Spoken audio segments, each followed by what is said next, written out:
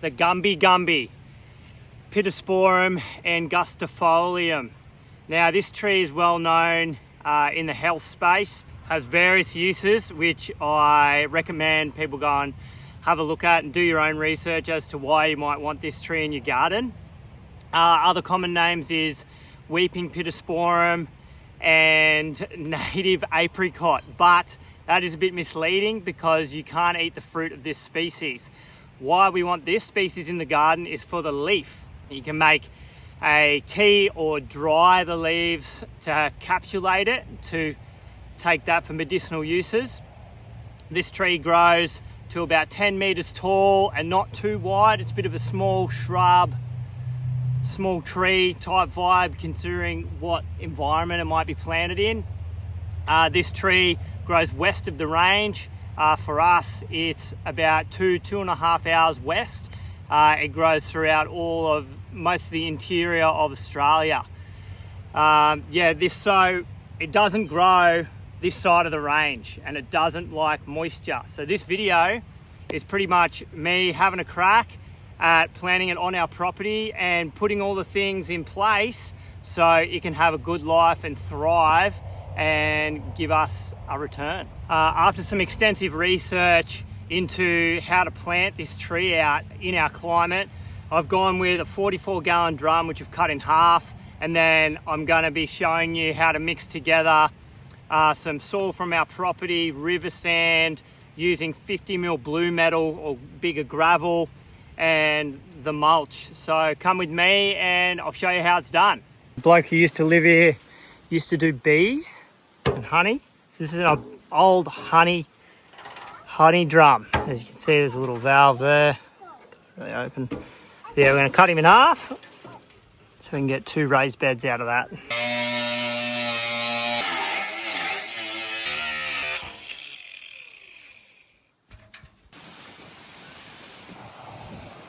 Hello.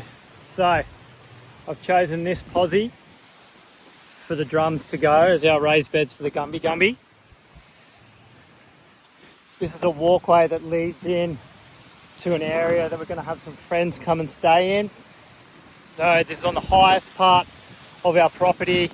We also got most of the wind there direct easterly, southeasterly. So this is going to be the highest, driest, windiest position on our property, which is hopefully going to be perfect for this species. We've got our 2 spots marked out. I'm going to use the auger to break up the topsoil that's going to be underneath the drums. And then on top of that broken up topsoil, I'm going to put some 50mm rock.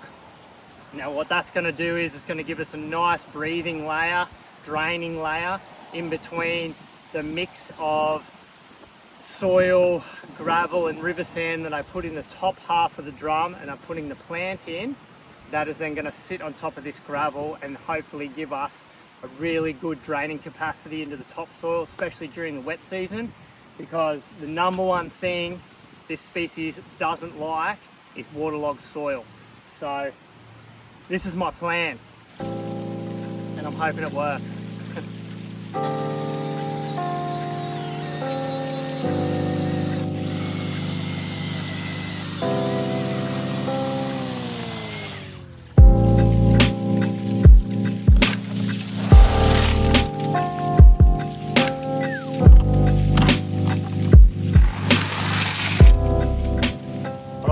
Got all our material here to put together the soil mix for the Gumbi Gumbis. The 44-gallon drum I cut in half holds about roughly 100 litres in volume each half.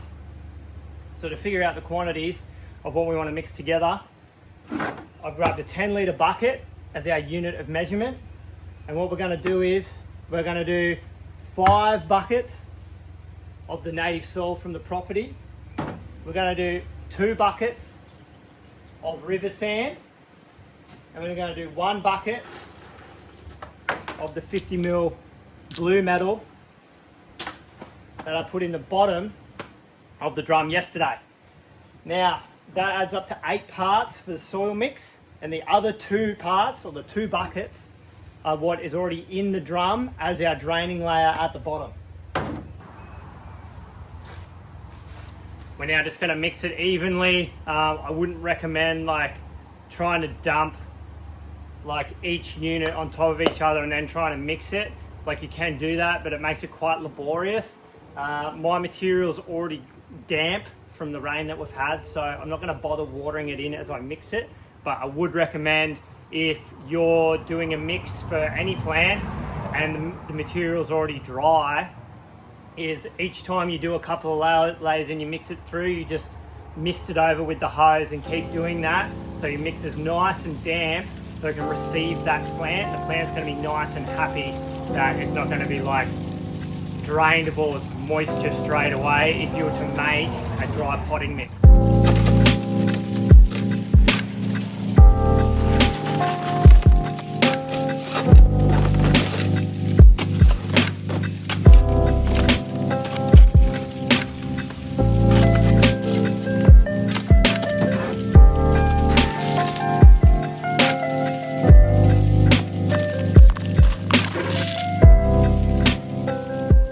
That's what we want, nice and crumbly. If you try and squeeze it together and doesn't really mold, so we'll probably add a little bit more sand to that because it is kind of a bit sticky still. You want to be nice and crumbly so the water's going to filter through it. This kind of stuff really keeps you fit. I recommend if you're doing a few of these and you had a cement mixer at your house, I reckon it'd be a great bit of gear to be doing this process instead of turning it by hand. It's good to get it like the angled part, the angled part of the wheelbarrow at the front, so you're getting all the way to the bottom. Stacking it off the back.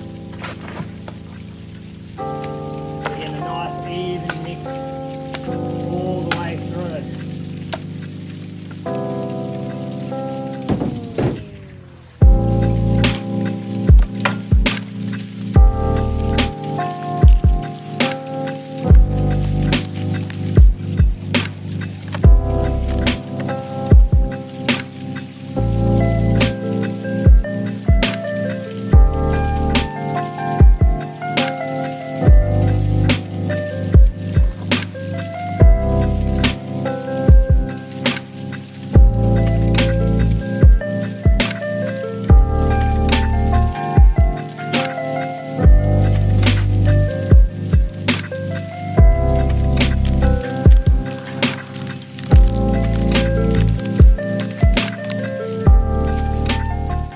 Filled it in.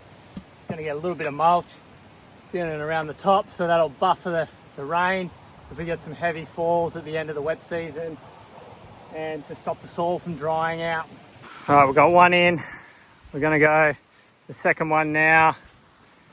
The second mix I've made 3 parts sand, 4 parts soil, a bit more sandier. In time, this one we planted first will come up and semi-shade the other one. So this one's going to get the most sun. That one won't get as much sun.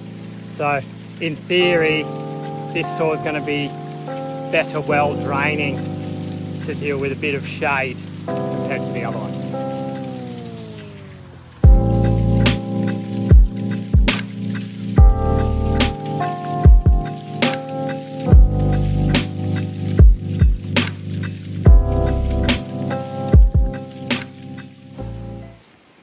There we go.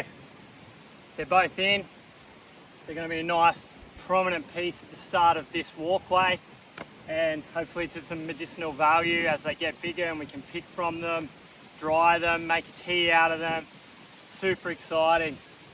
It's just a note that no matter what plant you get from the nursery, is to look it up, research it, give some intention into the plants that you're putting in the ground or you're putting in pots, because the thing that brings sadness to people is when they purchase a plant and it doesn't do well. And that's simply because you might have not just put in enough time to seeing what really works for it. A lot of intention has gone into these, and I just really hope they do well. I'm super excited to update people as things go on. This is quite a bit of a niche. I researched around the internet, and there wasn't a lot of information about this typical style of planting for this species in central Queensland, especially where we are, where we're more on the tropical end of central Queensland, where we still get really defined hot, dry seasons and really like intense wet and humid seasons.